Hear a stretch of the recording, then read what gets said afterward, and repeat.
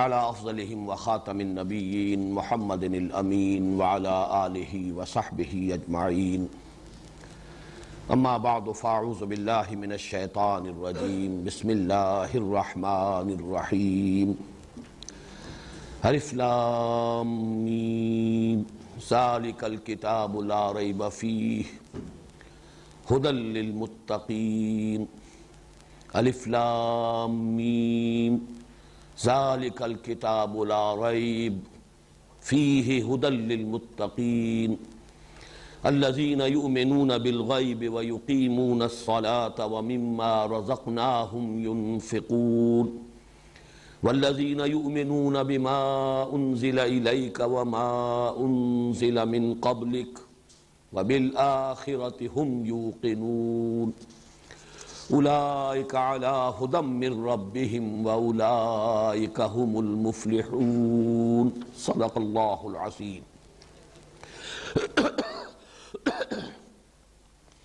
رب اشرح لی صدری ویسر لی امری واحلل عقدۃ من لسانی یفقہوا قولی۔ اللہم ربنا الہمنا رشدنا واعذنا من شرور انفسنا اللہم ارنا الحق حقا وارزقنا اتباعہ وارنا الباطل باطلا وارزقنا اجتنابہ۔ اللہم ارحمنا بالقرآن العظیم واجعلہ لنا اماما ونورا وہدى ورحمہ۔ اللہم ذکرنا منہ ما نسینا وعلمنا منہ ما جہلنا وارزقنا تلاوتہ آناء اللیل وآناء النہار واجعلہ لنا حجتا یا رب العالمین آمین۔ آج ہم اللہ کے نام سے قرآن حکیم میں مدنی صورتوں کا جو سب سے بڑا گروپ ہے اس کا آغاز کر رہے ہیں۔ ذہن میں تازہ کر لیجئے کہ جو تلاوت کی 7 منزلیں یا 7 احزاب ہیں قرآن حکیم میں، ان میں سے پہلی منزل میں سورہ فاتحہ کے علاوہ 3 سورتیں مدنی شامل ہیں، سورہ بقرہ، سورہ آل عمران اور سورہ نساء۔ لیکن جو دوسرے 7 گروپ ہیں معنوی اعتبار سے جو تقسیم ہے، جن میں سے ہر گروپ میں پہلے 1 یا 1 سے زائد مکی اور اس کے بعد 1 یا 1 سے زائد مدنی صورتیں ہیں، ان کے اعتبار سے یہ جو پہلا گروپ ہے اس کی مکی صورت سورہ فاتحہ ہے جو ہم پڑھ چکے، اور مدنی صورتیں 4 اس میں شامل ہیں، سورہ بقرہ، سورہ آل عمران، سورہ نساء، سورہ مائدہ۔ اگرچہ یہ جو گروپ ہے قرآن حکیم میں ان میں حجم کے اعتبار سے سب سے بڑا گروپ جو ہے وہ تیسرا ہوگا، جو تقریباً 7.5 پاروں پر مشتمل ہے، اس لیے کہ اس کی مکی صورتیں 14 صورتیں ہیں، سورہ یونس سے شروع ہو کر سورہ مومنون تک، تو طویل ترین اور حجم کے اعتبار سے سب سے بڑا گروپ وہ ہے۔ لیکن اس اعتبار سے کہ مدنی صورتیں سب سے بڑی قرآن حکیم میں یہی 4 ہیں کہ جو اس جگہ پر یکجا آ رہی ہیں، اس اعتبار سے اس کا ایک خصوصی مقام اور خصوصی اہمیت ہے۔ یہ جو 4 مدنیات ہیں یہ 2 جوڑوں کی شکل میں ہیں۔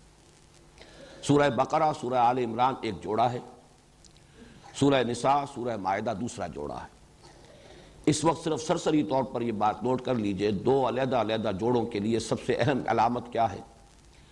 پہلی دونوں صورتیں حروف مقطعات الف لام میم سے شروع ہو رہی ہیں، سورہ بقرہ بھی، سورہ آل عمران بھی۔ اس کے بعد کی دونوں صورتیں بغیر کسی تمہید کے، بغیر حروف مقطعات کے براہ راست شروع ہو جاتی ہیں۔ سورہ نساء کا آغاز ہو جاتا ہے یا ایھا الناس اتقوا ربکم، سورہ مائدہ کا آغاز ہوتا ہے یا ایھا الذین آمنوا اوفوا بالعقود، نہ حروف مقطعات نہ کوئی اور تمہیدی گفتگو۔ تو اس سے نمایاں ہو رہا ہے کہ وہ 2 صورتیں آپس میں ایک دوسرے سے مشابہ ہیں، سورہ نساء اور سورہ مائدہ، اور ایک جوڑے کی شکل میں ہیں۔ اور یہ 2 صورتیں آپس میں مشابہ ہیں، سورہ بقرہ اور سورہ آل عمران، اور یہ آپس میں جوڑے کی صورت میں ہیں۔ اب اس میں جیسا کہ میں نے پہلے عرض کیا تھا کہ ہر گروپ کا ایک عمود ہوتا ہے، چونکہ یہ بہت سے اعتبارات سے اہم ترین یہ جوڑا ہے، اور یہ جو گروپ ہے، اور خاص طور پر جیسا کہ میں نے عرض کیا مدنی صورتوں کا قرآن حکیم میں سب سے بڑا، اس لیے کہ مدنی صورتیں کل سب حجم ملا لیا جائے تو قرآن حکیم کا 1/3 ہے، 10 پارے کے لگ بھگ بنے گا، بلکہ اس سے بھی قدرے کم، اور ان میں سے 5.25 پارے جو ہیں وہ انہی 4 مدنی صورتوں پر مشتمل ہیں۔ تو گویا کہ نصف مدنی قرآن جو ہے وہ بالکل آغاز میں آ گیا ہے ان 4 سورتوں یا 2 جوڑوں کی شکل میں۔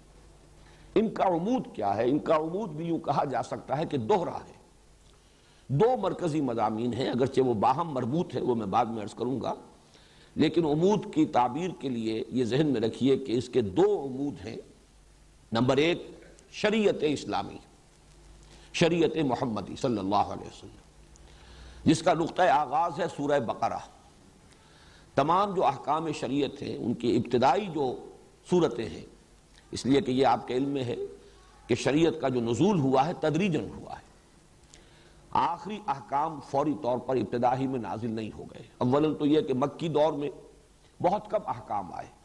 مکی صورتوں میں جو 2/3 قرآن حکیم ہے اس میں زیادہ تر ایمان کی بحثیں ہیں، رد و قضا ہے، کفار کے اعتراضات ہیں، ان کے جوابات ہیں، یا یہ کہ کچھ اخلاقی تعلیمات ہیں، وہ بنیادی انسانی اخلاقیات جن کے بارے میں کوئی اختلاف ممکن نہیں، سچ بولنا ہے، غریب کو کھانا کھلانا ہے، بھوکے کو اطعام، وعدے کا ایفا، وہ اخلاقی تعلیمات۔ تیسرا بڑا اہم مضمون جو ہے مکی صورتوں کا وہ ہے انباء الرسل، رسولوں کے حالات، اور وہ بار بار آئے ہیں تکرار اور اعادہ کے ساتھ۔ تو یہ اہم مضامین ہیں مکی صورتوں کے۔ احکام ان میں بہت کم آئے، بڑا بنیادی حکم نماز پڑھو بس یہ آ گیا ہے، یا یہ کہ خرچ کرو، لیکن وہ بھی اس معنی میں نہیں کہ نظام زکوٰۃ عطا کیا گیا ہو، بلکہ یہ کہ اللہ کی خوشنودی کے لیے، اپنے تزکیے کے لیے خرچ کرو اللہ کی راہ میں، غریبوں پر، وہ بھی زیادہ تر مساکین اور غرباء پر۔ یہ بھی گویا کہ بنیادی انسانی اخلاقیات سے اس کے ڈانڈے ملتے ہیں۔ تو احکام کا جہاں تک تعلق ہے، جن کو ہم کہیں گے احکام تشریعی، وہ کہ جن سے قانون شریعت بنتا ہے، اس کا تو یوں سمجھیے کہ اس کی ابتدا جو ہے، بلکہ اس کے لیے زیادہ موزوں لفظ ہوگا، اس کا بلو پرنٹ جو ہے وہ سورہ بقرہ میں آیا۔ تدریجاً پھر وہ اس میں جو تبدیلیاں ہوتی رہیں اور اس میں جو ارتقائی مراحل طے ہوئے، تو سورہ مائدہ جو ہے وہ گویا کہ تکمیل شریعت کی صورت ہے، اور سورہ بقرہ آغاز شریعت کی صورت ہے۔ ویسے یہ کہ سورہ نساء، سورہ نور میں بھی کچھ احکام آپ کو مل جائیں گے، پھر اس سے آگے چل کر سورہ احزاب میں بھی مل جائیں گے، اور جہاں تک مال غنیمت کا حکم ہے وہ سورہ انفال میں مل جائے گا۔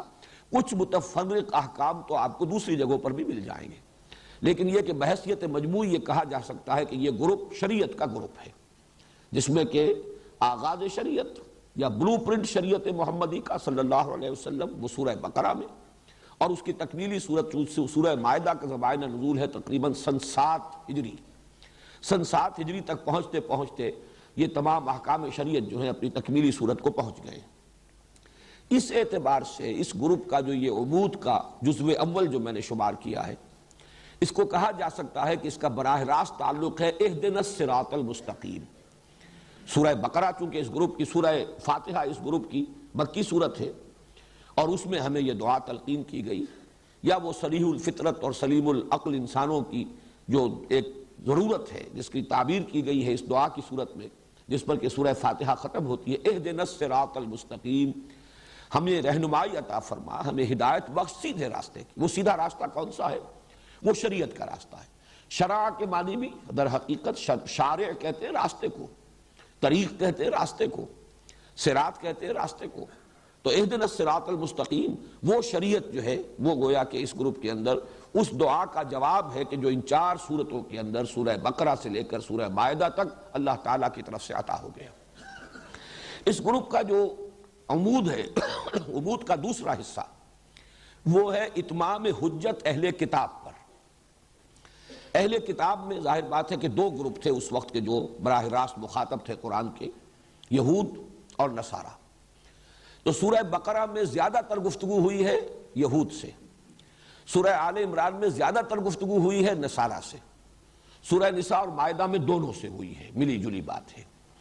بہرحال قرآن حکیم میں اہل کتاب کو ایمان لانے کی دعوت، اور دعوت بھی اس حد تک کہ اتمام حجت ہو گیا، ہر پہلو سے انہیں بات سمجھا دی گئی، ہر اسلوب سے حقیقت کو واضح کر دیا گیا، ہر دلیل سے اس بات کو مبرہن کر دیا گیا، ان پر ان کی اپنی کتابوں کے حوالے سے، ان کے اپنے اعتقادات کے حوالے سے حجت قائم کر دی گئی، ان کے اپنے انبیاء اور رسول کی تعلیمات کا حوالہ دے کر بات واضح کر دی گئی۔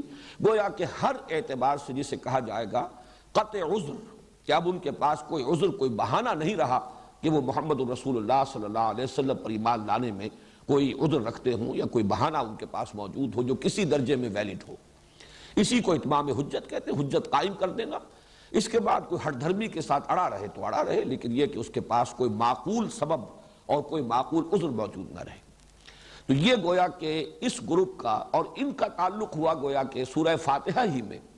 یہاں بلکہ وہ بات اور زیادہ واضح ہو جائے گی کہ کافی ہو جاتا ہے اہدنا الصراط المستقیم صراط الذین انعمت علیہم میں، لیکن وہاں منفی اعتبار سے بھی واضح کیا گیا غیر المغضوب علیہم ولا الضالین۔ تو گویا کہ یہ مغضوب علیہم میں بیان کر چکا ہوں سورہ فاتحہ کے درس کے ضمن میں کہ اس کے بارے میں تقریباً اجماع ہے کہ اس سے مراد ہے بنی اسرائیل، اور ضالین پر تقریباً اجماع ہے کہ مراد ہے نصارہ۔ یہ گویا کہ اسی کی شرح ہو رہی ہے۔ یہ عمود کا دوسرا حصہ جو ہے وہ سورہ فاتحہ کے غیر المغضوب علیہم ولا الضالین اس سے متعلق ہے، اس کے ساتھ مناسبت رکھتا ہے۔ اس طریقے سے عمود کے دونوں اجزاء جو ہیں وہ گویا کہ مکی صورت میں سورہ فاتحہ میں بھی موجود ہیں۔ اہدنا الصراط المستقیم صراط الذین انعمت علیہم، اس کا جواب ہو گیا یہ شریعت موجود ہے، یہ قوانین موجود ہیں، یہ اوامر اور نواہی ہیں، یہ کرو یہ نہ کرو، اس سے بچو، اس کا التزام کرو، یہی صراط مستقیم ہے۔ غیر المغضوب علیہم ولا الضالین اس کے حوالے سے آخری اتمام حجت کر دیا گیا اہل کتاب پر، یہود پر بھی جو مغضوب علیہم سے مراد تھے، اور ضالین پر جو نصارہ ہیں۔ اس اعتبار سے یہ عمود کے دونوں رخ جو ہیں، جو میں نے عرض کیا تھا کہ ایک گروپ کے مکی صورتیں اور اسی گروپ کی مدنی صورتیں گویا کہ ایک تصویر کے دو رخ ہیں، ان کے مابین مناسبت ہونی چاہیے، تو وہ مناسبت ہے جو میں نے آپ حضرات کے سامنے بیان کر دی۔ اب آئیے کہ مدنی صورتوں کا پہلا جوڑا ہے سورۃ البقرہ اور سورۃ آل عمران۔ اس کے ضمن میں نے اس سے پہلے بھی عرض کیا تھا کہ خود نبی اکرم صلی اللہ علیہ وسلم نے انہیں ایک نام دیا ہے۔ ایک نام اس معنی میں کہ دونوں کے لیے ایک لفظ کا اطلاق، اگرچہ وہ نام کئی ہیں وہ ابھی میں آپ کو بتا رہا ہوں۔ حضور نے الزہراوین بھی قرار دیا انہیں، یا الزہراوان، حالت رفعی ہوگی تو الزہراوان ہوگا، حالت نصبی ہوگی یا حالت جری ہوگی تو الزہراوین۔ یہ تو گویا کہ اعراب کا مسئلہ ہوا۔ زہرا کہتے ہیں نہایت تابناک، روشن۔ حضرت فاطمہ رضی اللہ تعالی عنہ کے نام کے ساتھ فاطمۃ الزہراء، وہ در حقیقت ان کے چہرے کا دمکتا ہوا انداز، ظاہر بات ہے کہ ایک اللہ تعالیٰ نے رنگت بھی بہت عمدہ دی ہوگی، اور پھر وہ نور روحانیت جو ہے وہ اس کے ساتھ اس کی دمک میں جو اضافہ ہوا، فاطمۃ الزہراء رضی اللہ تعالی عنہ، اسی سے تثنیہ کا صیغہ بنتا ہے الزہراوان یا الزہراوین۔ حضور نے ایک حدیث میں، ابھی وہ میں آپ کو سناؤں گا، کہ اس کو قرار دیا ہے، دونوں صورتوں کو ایک لفظ سے تعبیر کیا۔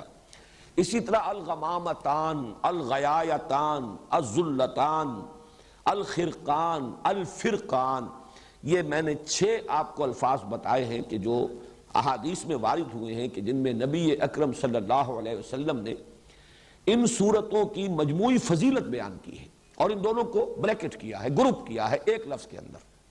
وہ حدیثیں میں آپ کو سنا رہا ہوں۔ یہ حدیث مسلم شریف کی ہے، اور اس کے راوی ہیں ابو امامہ باہلی رضی اللہ تعالی عنہ۔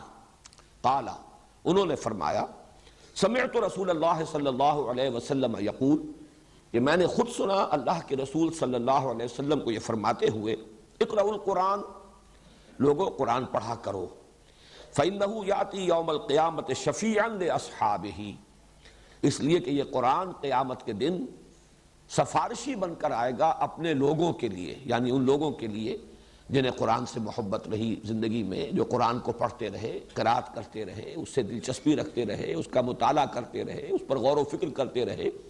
اصحاب، قرآن والے، قرآن کے لوگ۔ اقرأوا القرآن فإنہ یأتی یوم القیامت شفیعا لأصحابہ۔ اس کے بعد اب آپ نے مزید یوں سمجھیے کہ یہ عام پر خاص کا اضافہ ہے۔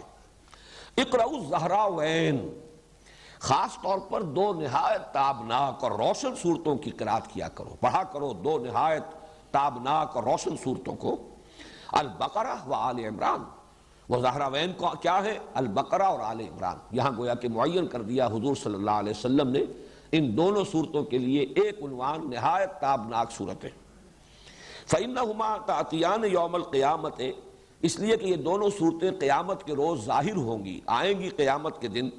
اب یہاں وہ الفاظ آ رہے ہیں جو میں نے ابھی آپ کو سنائے، کأنہما غمامتان، جیسے کہ وہ دو بدلیے ہوں، غمامہ کہتے ہیں بدلی، ابر کی کیفیت، دو بدلیوں کی صورت میں ظاہر ہوں گی، او غیایتان، یہ لفظ بھی اسی کے لیے ہے، او کأنہما فرقان من طیر صواف، یا یہ پرندوں کی دو ٹکڑیاں ہوں گی، تو حاجان عن صاحبہما، اور یہ دونوں جھگڑیں گی، محاجہ کریں گی۔ محاجہ یہ ہوتا ہے کسی کی طرف سے مدافعت کرنے میں تکرار کر کے بات کرنا، دلیل پر دلیل دینا۔ تو جو بھی ان دونوں صورتوں سے خصوصی شغف رکھنے والے لوگ ہوں گے، وہ لوگ کہ جو ان دونوں صورتوں کو پڑھنے والے ہوں گے، ان سے محبت کرنے والے ہوں گے، صاحب ہما، ان دونوں سے تعلق رکھنے والے لوگ، ان کی طرف سے وہ جھگڑیں گی، وہ ان کی سفارش کریں گے۔ تو اس میں غمامتان، غیایتان، فرقان، یہ الفاظ اور زہراوین، یہ الفاظ جو ہیں اس حدیث کے اندر آ گئے ہیں۔ یہ تو ہے مسلم شریف کی روایت، اور ایک اس میں جو دوسری روایت آئی ہے اس میں الفاظ یہ آئے ہیں، یہ روایت جو ہے یہ بھی مسلم شریف کی ہے، حضرت نواس بن سمعان رضی اللہ تعالی عنہ سے، قال سمعت رسول اللہ صلی اللہ علیہ وسلم یقول، وہ بھی فرماتے ہیں کہ میں نے خود سنا اللہ کے رسول صلی اللہ علیہ وسلم کو یہ فرماتے ہوئے، توتا یوم القیامت بالقرآن واہلہ، لائے جائیں گے قیامت کے دن قرآن بھی اور قرآن والے بھی، قرآن سے دلچسپی رکھنے والے، اللہ تعالی ہمیں ان میں شامل فرمائے۔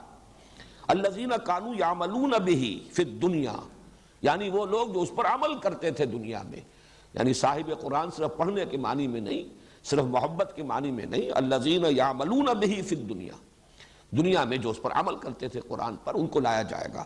تقدمہ سورۃ البقرہ آل عمران، اور آگے آگے چل رہی ہوگی قرآن مجید، جب لایا جائے گا تو آگے آگے ان میں سورہ بقرہ اور سورہ آل عمران ہوگی۔ وَضَرَبَ لَهُمَا رسول اللہ صلی اللہ علیہ وسلم ثلاثۃ امثال ما نسیتہن بعد۔ اس کے بعد راوی کہتے ہیں حضرت نواس بن سمعان رضی اللہ تعالی عنہ کہ اس کے بعد حضور نے ان دونوں صورتوں کے لیے کچھ تشبیہیں بیان کی کہ جن کو میں بھول نہیں سکا، یعنی اس قدر خوبصورت تشبیہیں حضور نے دی۔ وہ تشبیہ کیا ہے؟ کانہما غمامتان او ظلتان سوداوان بینہما شرق، یہ دونوں صورتیں ایسے ظاہر ہوں گی قیامت کے دن جیسے کہ دو بدلیاں ہیں، دو بادل ہیں، اور وہ سیاہ رنگ کی ہیں، یعنی سایہ کر رہی ہوں گی اپنے پڑھنے والے اور محبت کرنے والے ہیں ان پر۔ ان کے درمیان ایک روشنی بھی ہوگی، دو بدلیاں اسی طرح ظاہر ہوں گی، اگر وہ ملی ہوئی ہوں اور ان کے درمیان کوئی خلا نہ ہو جس میں روشنی آ رہی ہو تو وہ دو علیحدہ نہیں ہوں گی۔ گویا کہ ان کے اندر معنوی اعتبار سے تسلسل بھی ہے، لیکن یہ کہ دو صورتیں علیحدہ ہیں، سورہ بقرہ علیحدہ ہے، سورہ آل عمران ہے۔ او کأنہما خرقان من طیر صواف، یا ایسے حضور نے تشبیہ دی کہ جیسے کبھی کبھی پرندوں کے جب جھنڈ کے جھنڈ آتے ہیں تو وہ اتنا، اگر وہ جھنڈ جو ہے وہ گہرا ہے کہ پھر وہ سائے اس کی وجہ سے ہو جاتا ہے اور وہ دھوپ کو روک لیتے ہیں اور سورج کو ڈھانپ لیتے ہیں، تو وہ گویا کہ اڑنے والے اور پروں کو پھیلانے ہوئے پرندوں کی ٹکڑیوں کے مانند ہوں گی۔ تو حاجان عن صاحبہما، اور یہ محاجہ کریں گی، سفارش کریں گی، جھگڑا کریں گی اپنے لوگوں کے بارے میں، ان کی طرف سے مدافعت کریں گی، ان کی وکالت کریں گی۔ یہ تو مسلم شریف کی روایت ہے، لیکن ترمذی میں اسی روایت کے جو الفاظ آئے ہیں، ما نسیتہن، وہ تین تمثیلیں جو حضور نے بیان فرمائی جن کے بارے میں راوی کہتے ہیں حضرت نواس بن سمعان کہ میں ان کو بھول نہیں سکا، تو اس کی جو تشریح آئی ہے ترمذی کی روایت میں، قال یاتیان کانہما غیایتان بینہما شرق او کانہما غمامتان سوداوان او کانہما ظلتان من طیر صواف، دو بدلیاں یا دو ٹکڑیاں پرندوں کے دو جھنڈ ہوں گے، تجادلان عن صاحبہما، اور وہ مجادلہ کریں گی، محاجہ کریں گی، مجادلہ کریں گی، جھگڑیں گی، مدافعت کریں گی اپنے لوگوں کی طرف سے۔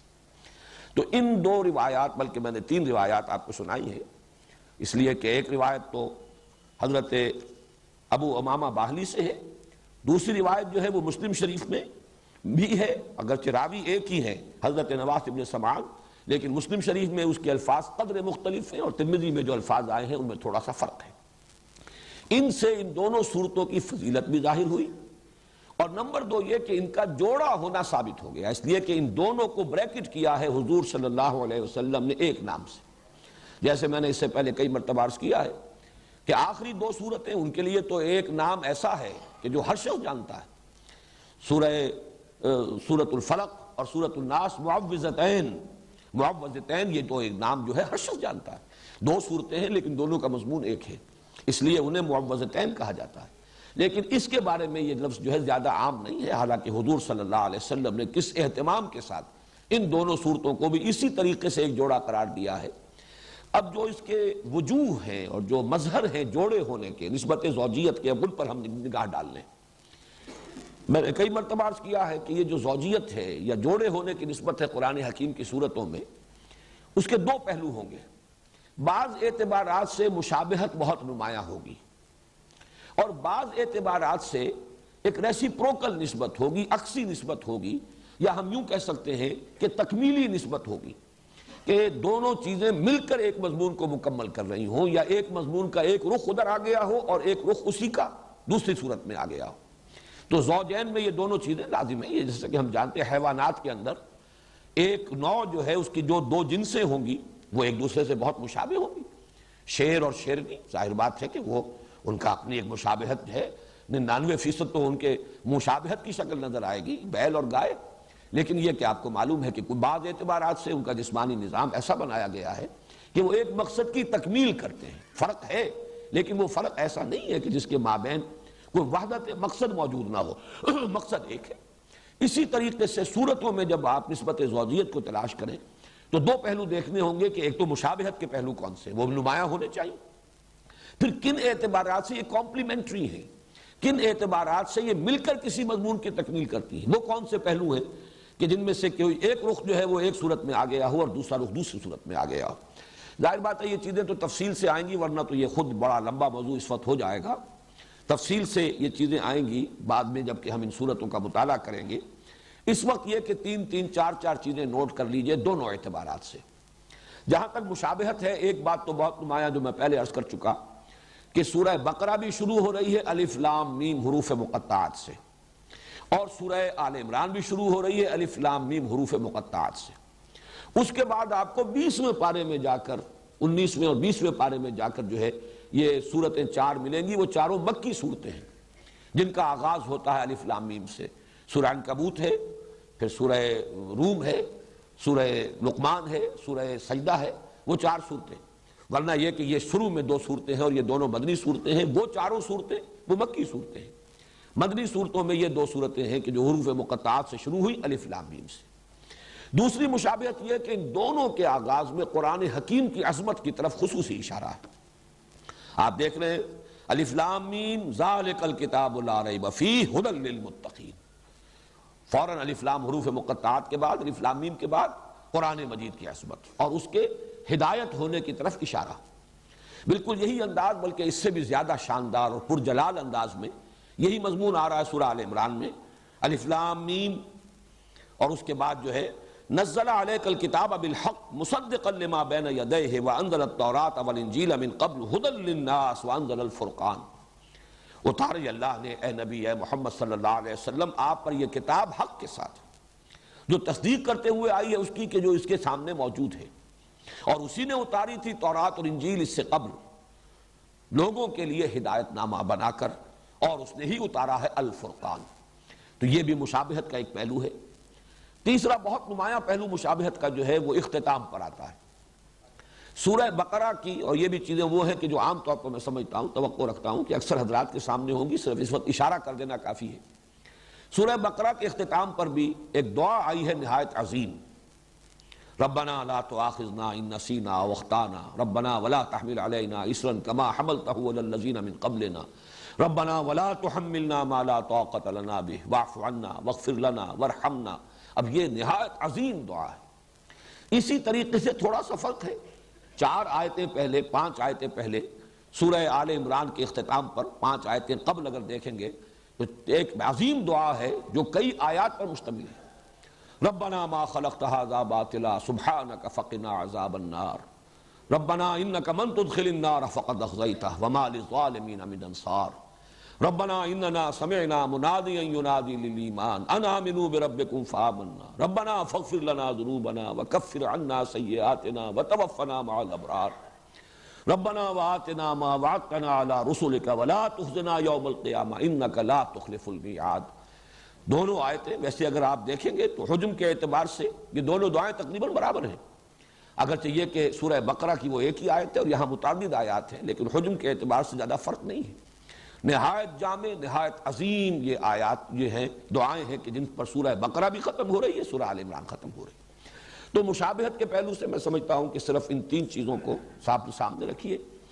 اب جو مقاسمت کا یہ تقسیم جو ہے کہ ایک ہی مضمون کے، ایک ہی شے کے دو رخ، دو پہلو ہو اور وہ ان میں تقسیم ہو گئی ہو کہ ایک پہلو آ رہا ہو ایک صورت میں، دوسرا پہلو جو ہے اس پر بحث ہوئی اور دوسری صورت میں، اس کو نوٹ کر لیجئے۔ چار چیزیں۔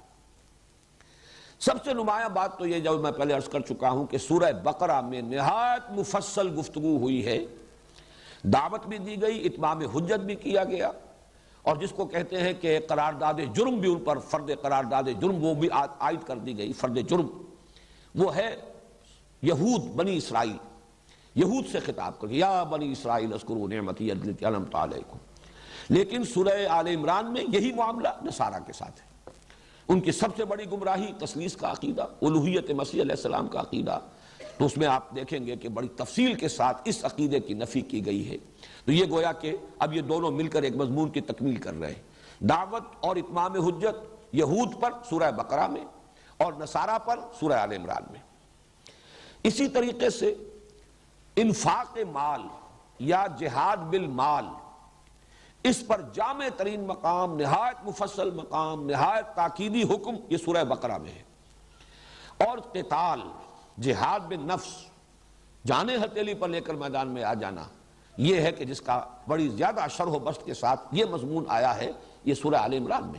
آپ کو معلوم ہے کہ یہ قرآن حکیم کے اندر جہاد کا لفظ جہاں بھی آتا ہے بالمال والنفس، جاہدوا فی سبیل اللہ باموالکم وانفسکم، جہاد بالمال یہ ہے اللہ کی راہ میں، اللہ کے دین کے لیے، اس کے غلبے کے لیے، اس کی دعوت کے لیے مال خرچ کرنا، اور جان لگا دینا، قتال اس کی بلند ترین شکل ہے کہ نقد جان ہتھیلی پر رکھ کر ایک شخص میدان میں آ گیا ہے، اپنی جان نثار کرنے کے لیے تیار ہے۔ تو یہ گویا کہ ایک ہی مضمون، جیسے وہ مضمون ایک تھا اتمام حجت اور دعوت اہل کتاب کو، دو حصوں میں تقسیم ہو گیا، یہود سورہ بقرہ میں، نصارہ سورہ آل عمران میں، جہاد فی سبیل اللہ، جہاد بالمال سورہ بقرہ میں، اور جہاد بالنفس اور قتال فی سبیل اللہ یہ سورہ آل عمران میں۔ اسی طرح یہ ذرا ایک لطیف بات ہے، سورہ بقرہ میں زیادہ زور اور زیادہ ایمفسس ایمان پر ہے، جبکہ سورہ آل عمران میں آپ دیکھیں گے زیادہ زور، زیادہ ایمفسس اسلام پر ہے۔ اب یہ بھی حقیقت کے اعتبار سے ایک ہی شے ہے، ایمان ایک باطنی کیفیت ہے، یقین کی ایک کیفیت ہے، وہ دل کے اندر ہے، وہ باطن میں ہے انسان کے، اور اسلام اسی کا ظہور خارجی ہے۔ انسان کے عمل میں جو روش ہوگی اس ایمان کی بنیاد پر اس کا نام اسلام ہے۔ لیکن یہ کہ فی الحال یہ بھی اپنی جگہ حقیقت ہے کہ یہ دونوں علیحدہ علیحدہ ہیں، ان کو بالکل ایک شے بھی نہیں کہا جا سکتا، جیسے کہ سورہ حجرات میں ہے قالت الاعراب آمنا قل لم تؤمنوا ولكن قولوا اسلمنا ولما يدخل الايمان في قلوبكم۔ یہ بدو کہہ رہے ہیں، دعویٰ کر رہے ہیں، مدعی ہیں کہ ہم ایمان لے آئے، نبی ان سے کہہ دیجئے تم ایمان ہرگز نہیں لائے ہو، بلکہ یوں کہو کہ ہم اسلام لے آئے، ابھی تک ایمان تمہارے دلوں میں داخل نہیں ہوا۔ تو آپ دیکھیں گے کہ سورہ بقرہ میں شروع میں بھی یؤمنون بالغیب الذین یقیمون الصلاۃ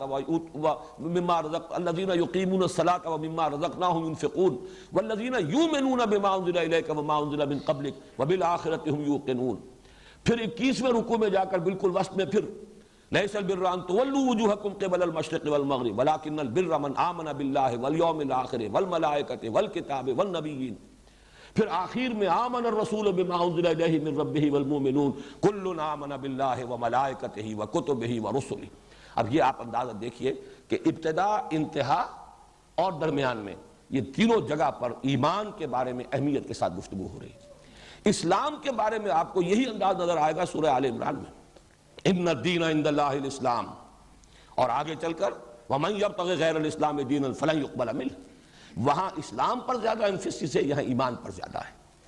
ایک اور بات نوٹ کیجئے کہ ایمان کے بھی قرآن مجید میں دو مظہر قرار دیے گئے ہیں عملی۔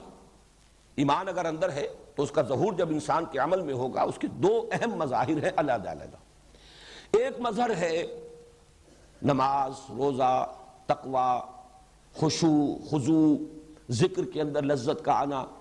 ایک ہے جہاد، قتال، اللہ کی راہ میں تکلیفیں اٹھانا، صبر، مصابرت، ایثار، قربانی، میدان میں آنا، مقابلہ کرنا، باطل سے پنجہ آزمائی کرنا۔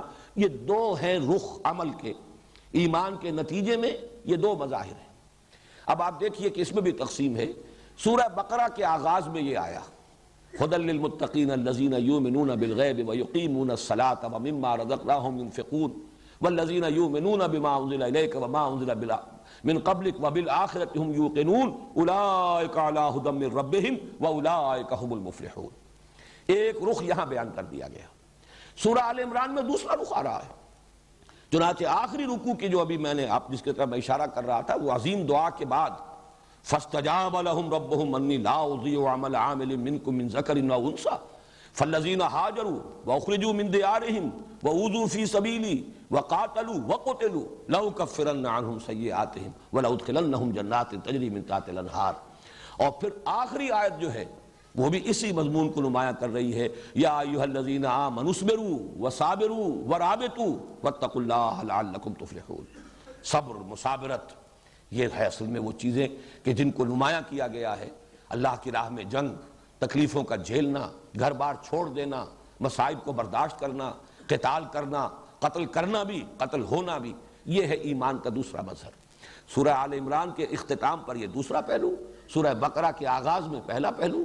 اور اسی کی ایک مثال ہے بہت ہی نمایاں قرآن حکیم میں سورہ انفال میں یہ دونوں پہلو جمع کیے گئے ہیں، لیکن اس طور سے کہ شروع میں یہ سورہ بقرہ والا پہلو ہے اور فرمایا گیا وہ لوگ جب اللہ کا نام لیا جائے تو ان کے دل لرز جاتے ہیں، نماز قائم کرتے ہیں. یہ ساری کیفیات جو ہیں وہ شروع میں آئیں اور فرمایا گیا اولئک ھم المؤمنون حقا، یہ لوگ ہیں حقیقی مومن، سچے مومن. آخر میں آیا جو اللہ کی راہ میں جہاد کرتے ہیں، قتال کرتے ہیں، وہ لوگ جنہوں نے نصرت کی، انصار، وہ لوگ جنہوں نے ہجرت کی، یہ لوگ اولئک ھم المؤمنون حقا، یہ لوگ ہیں کہ جو سچے مومن ہیں. معلوم ہوا کہ یہ تصویر مومن کی شخصیت کی تصویر جو ہے اس کے دو رخ ہیں. دونوں کی تکمیل سے مومن کی شخصیت کا حیولہ صحیح طور پر سامنے آتا ہے، ورنہ وہ یک رخا رہ جائے گا.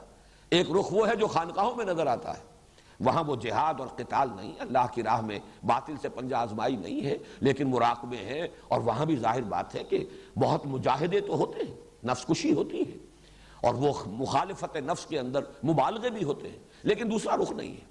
اور ایک یہ ہو سکتا ہے کہ مرد میدان تو ہو، لیکن یہ کہ وہ سوز کی کیفیت جو ہے، سوز و ساز رومی جسے کہا اقبال نے، کبھی سوز و ساز رومی کبھی پیچ و تاب رازی.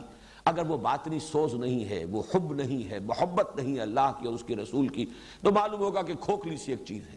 یہ دونوں چیزیں مل کر در حقیقت بندہ مومن کی شخصیت کی تصویر کی تکمیل کرتی ہے.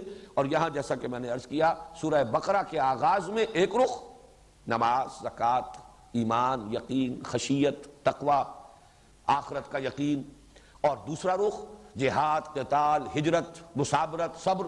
یہ دوسرا رخ ہے جو سورہ آل عمران میں آیا. صرف اسی پر فی الحال اتفاق کریں. اس کے بعد یہ ہے کہ جب ہم ان دونوں صورتوں کا مطالعہ تفصیل سے کریں گے تو یہ اور نکھرتا چلا جائے گا کہ کس طرح یہ دونوں صورتیں مل کر مضمون کی تکمیل کرتی ہیں. یہ صورتوں میں نسبت زوجیت کی ایک نہایت کامل مثال ہے، اور اس کے لیے دلیل میرے پاس سب سے بڑی، اس لیے کہ ہمارے لیے تو سب سے بڑی دلیل محمد الرسول اللہ صلی اللہ علیہ وسلم کا فرمایا ہوا ہے. جس طریقے سے آخری دونوں صورتیں معوذتین ایک نام میں جمع کی گئیں، اسی طریقے سے ان صورتوں کے لیے حضور نے الزہراوین، الغمامتین، الغیایتین، الذلتین، الخرقین، الفرقین، یہ تمام الفاظ تثنیہ کے اس لیے استعمال کیے کہ بات واضح ہو جائے کہ یہ دونوں صورتیں جو ہیں یہ مل کر ایک مضمون کی تکمیل کرتی ہیں اور یہ آپس میں جوڑے کی نسبت رکھتی ہیں. اب آئیے سورۃ البقرہ. سورۃ البقرہ کے بارے میں بھی تمہیدی مضامین ہو جائیں، اس کے بعد ہم سلسلے وار لفظ بلفظ مطالعہ شروع کریں گے. سب سے پہلی چیز اس سورہ مبارکہ کے لیے اس کی عظمت، ایک تو عظمت دونوں کی مشترک جو ہے وہ تو میں حدیثیں آپ کو سنا چکا. سورہ بقرہ، سورہ آل عمران مشترک طور پر زہراوین ان کی جو عظمت ہے، لیکن یہ ہے کہ سورہ بقرہ کے بارے میں نبی اکرم صلی اللہ علیہ وسلم کی دو احادیث آپ کو سنانا چاہتا ہوں. دونوں ترمذی سے ہیں اور دونوں کے راوی حضرت ابو ہریرہ رضی اللہ تعالیٰ عنہ. عن ابی ہریرہ رضی اللہ تعالیٰ عنہ ان رسول اللہ صلی اللہ علیہ وسلم قال لکل شیء سنام وسنام القرآن سورۃ البقرہ وفیہا آیۃ ہی سیدۃ آی القرآن آیۃ الکرسی. حضور نے فرمایا ہر شے کی ایک چوٹی ہوتی ہے، ایک کوہان، جیسے اونٹ کی کہ وجود میں وہ کوہان جو ہے بڑا نمایاں ہوتا ہے، ایسے ہی ہر شے میں جس کو آپ انگریزی میں کلائمیکس سے تعبیر کرتے ہیں. ہر شے کا ایک کلائمیکس ہے، ہر شے کا ایک نقطہ عروج ہے، ہر شے کی ایک چوٹی ہے، اور قرآن کی چوٹی سورہ بقرہ ہے. اور اس میں ایک آیت تو وہ ہے کہ جو تمام آیات قرآنیہ کی سردار ہے، اور وہ آیت الکرسی ہے. واقعہ ہے کہ آیت الکرسی وہ تو عظیم ترین آیت ہے، بلکہ یہ کہ اس کے بارے میں بھی حضور نے بالکل وہی بات کہی ہے جو سورہ اخلاص کے بارے میں کہی ہے. سورہ اخلاص کو حضور نے قرار دیا کہ یہ ربع قرآن ہے، قرآن ثلث قرآن، چوتھائی حصہ قرآن کا، اور آیت الکرسی کو بھی ربع قرآن قرار دیا. اس اعتبار سے اس کی بڑی عظمت ہے. دوسری حدیث ہے وہی حضرت ابو ہریرہ رضی اللہ تعالیٰ عنہ سے کہ حضور نے ارشاد فرمایا ان بیت الذی تقرأ فیہ البقرۃ لا یدخلہ الشیطان، وہ گھر کے جس میں سورہ بقرہ کی تلاوت کی جاتی ہو اس میں شیطان داخل نہیں ہو سکتا. وہ گویا کہ ایک حصار کا اور حفاظت کا اور دفاع کا کام جو ہے فریضہ سر انجام دیتی ہے. یہ سورہ بقرہ جس گھر میں کہ اس کے پڑھنے کا اہتمام ہوتا ہو، انتظام ہوتا ہو، بار بار پڑھا جاتا ہو، اس کا چرچا ہوتا رہتا ہو، تو جو شیطان ہے وہ اس سے بھاگتے ہیں. زمانہ نزول کے بارے میں نوٹ کر لیجئے کہ یہ سورہ مبارکہ ظاہر بات ہے کہ 40 رکوعوں پر مشتمل ہے. آیات کے اعتبار سے تقریباً ہمارے ہاں جو مصحف ہیں ان میں تو 286 کا حصہ ہی آپ کو ملے گا، 286 آیات.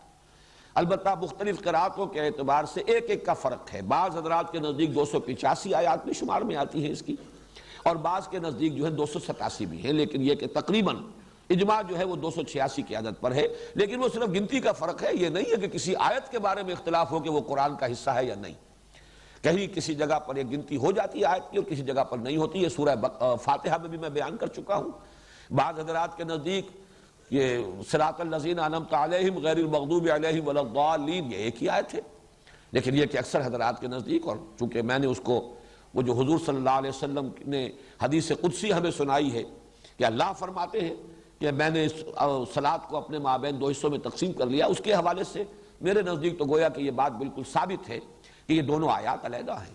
صراط الذین انعمت علیہم علیحدہ آیت ہے، غیر المغضوب علیہم ولا الضالین علیحدہ آیت ہے. اس وقت صرف حوالہ دے رہا ہوں کہ متن میں کوئی فرق نہیں ہے، الفاظ میں کوئی کمی بیشی نہیں ہے، صرف یہ کہ گنتی کے اعتبار سے تقریباً اجماع ہے کہ سورہ بقرہ کی آیات 286 ہیں، لیکن بعض قراء جو ہے اسے 285 شمار کرتے ہیں، بعض کے نزدیک 287. اب اتنی طویل صورت یہ اس پر اجماع ہے کہ یہ بیک وقت نازل نہیں ہوئی. بعض طویل صورتیں بھی ایسی ہیں جن کے بارے میں روایات سے معلوم ہوتا ہے کہ بیک وقت نازل ہوئی. مثلا سورہ انعام اگرچہ وہ بڑی طویل صورت ہے، 20 رکوع اس کے ہیں، ویسے یہ کہ اس سے اس اعتبار سے اگر رکوعوں کی تعداد دیکھی جائے تو نصف ہے، اس سے کم نہیں ہے. اس کے بارے میں روایات ہیں کہ وہ بیک وقت نازل ہوئی ہے، اور حضرت جبرائیل علیہ السلام جب اسے لے کر نازل ہوئے ہیں تو 70,000 فرشتے ان کے جلوہ میں تھے. یہ اس کی خاص شان ہے. جب اس سورہ انعام ہم پڑھیں گے تو انشاءاللہ پھر اس کی فضیلت کے ضمن میں جو روایات آئی ہیں وہ میں آپ کو سناؤں گا. یہ جو صورت ہے یہ ایک وقت میں نازل نہیں ہوئی، البتہ تقریباً اس پر اجماع ہے کہ ہجرت کے متصلاً بعد، ہجرت کے فوراً بعد سے شروع ہو کر اور غزوہ بدر سے پہلے تک جو قرآن حکیم کی آیات نازل ہوئی ان سب کو حضور صلی اللہ علیہ وسلم نے اس سورہ مبارکہ کی شکل میں جمع کرایا. یہ وقتاً فوقتاً، یہ تقریباً آپ سمجھیے کہ 2 سال کا وقفہ بنتا ہے. اس درسے کے دوران جو آیات نازل ہوتی رہی وقتاً فوقتاً، ان کو حضور فرما دیتے تھے کہ اس کو فلاں آیت کے بعد رکھو، اس کو فلاں آیت کے بعد وہاں رکھ لو. اس طریقے سے مرتب تو کروا دیا حضور نے. یہ مضامین میں تفصیل سے بیان کر چکا ہوں. قرآن مجید مرتب ہو گیا تھا حضور صلی اللہ علیہ وسلم کی اپنی زیر ہدایت آپ کی اپنی حیات دنیاوی کے دوران.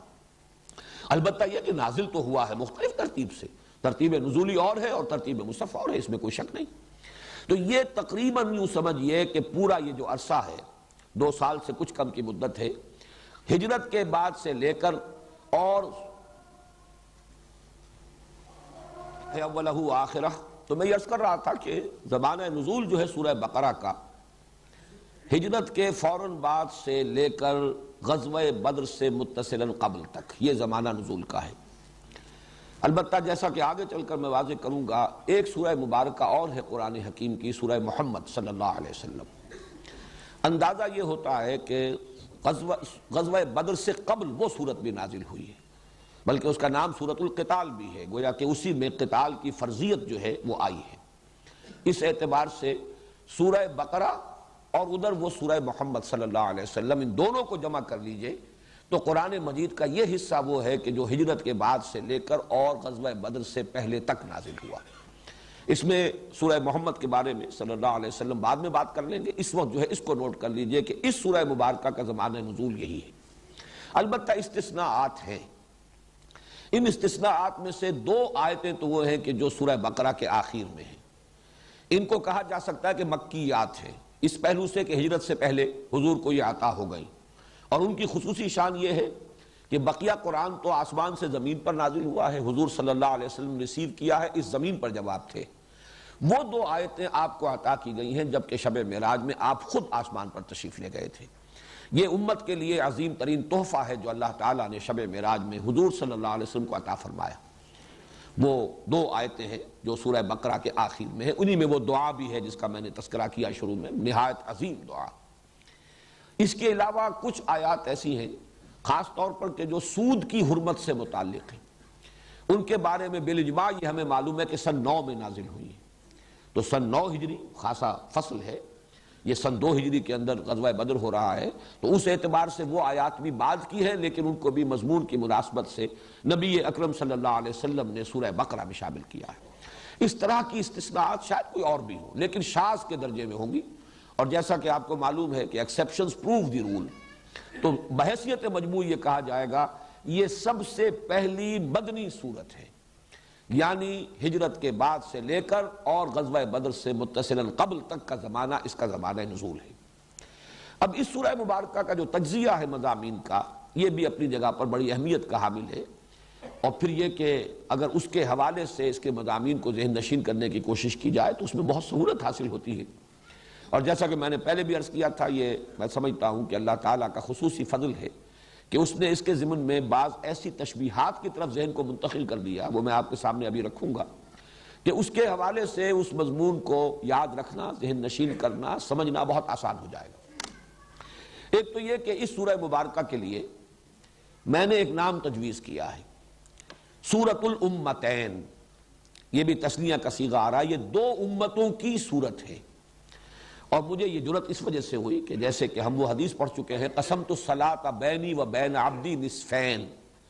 اللہ تعالیٰ فرماتے ہیں کہ میں نے سورہ فاتحہ جو الصلاۃ ہے، اصل نماز ہے، اسے اپنے اور اپنے بندے کے مابین 2 برابر برابر نصفین میں، 2 آدھے حصوں میں تقسیم کر دیا ہے۔